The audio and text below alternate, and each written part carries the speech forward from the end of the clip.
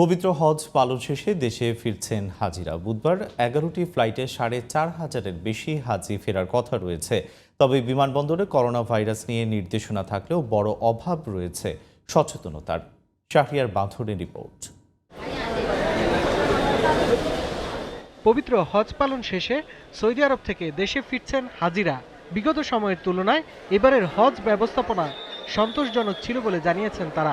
বিমান সহ প্রত্যেক জায়গায় আমাদেরকে সর্বোচ্চ মর্যাদা দিয়েছে, এই জন্য আমরা খুবই আনন্দিত এবং খুশি। আসা যাওয়ার পথে খুবই ভালো সার্ভিস। অন্য বছর থেকে এবার অনেক সুবিধা বেশি পেয়ে গেছে। এয়ারপোর্টে বের হওয়ার সময় যত কিছু আছে সব কিছু পাইছি ঠিক মতোই, সমস্যা নেই। খুব ভালো ছিল এবং হজের সেবার আমি কোনো পাইনি, সব কিছু ভালো ছিল। বিভিন্ন সেবার লোকজন আসছে, তারা দেখায় দিচ্ছে এখান থেকে। এটা যেমন পানিটা কিন্তু আমাকে আগায় দিয়ে আসলো। দেশে ফের করোনা ভাইরাসের সংক্রমণ বাড়তে থাকায় রাজধানীর হজরত শাহজালাল বিমানবন্দরে রয়েছে সরকারি নির্দেশনা।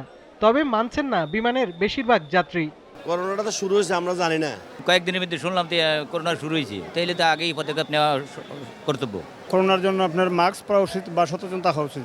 আমরা অবশ্যই এটা আমাদের সতর্ক থাকতে হবে এবং রিসেন্টলি কিছুদিন যাবত এটা দেখতেছি আমরা করোনাটা একটু বাড়তি। করোনা সতর্কভাবে চলাফেরি করতে হবে, ফাতলাভাবে থাকতে হবে। এখন যেভাবে গ্যাদারিং আছে এভাবে যাতে গ্যাদারিং না থাকে ওইভাবে চলাফেরি করতে হবে।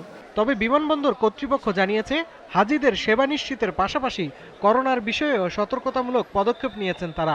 আর্লি মর্নিং থেকে শুরু হয়েছে, 12টার পর থেকে বেলা 1:30টা পর্যন্ত আসবে 11টা ফ্লাইট, পরে আগামীকালকে মানে রাত 12টার পরে। জি, সকল যাত্রীদেরকে আমরা থার্মাল স্ক্রিনিং করে আমরা অ্যারাইভিং প্যাসেঞ্জারদেরকে আমরা স্ক্রিনিং করাচ্ছি। মঙ্গলবার 2811 জন হাজি দেশে ফেরেন। বুধবার 11টি ফ্লাইটে 4,500-এরও বেশি ফেরার কথা রয়েছে।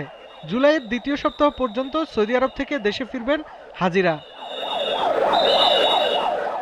শাহরিয়ার বাঁধন, জিটিভি নিউজ, ঢাকা।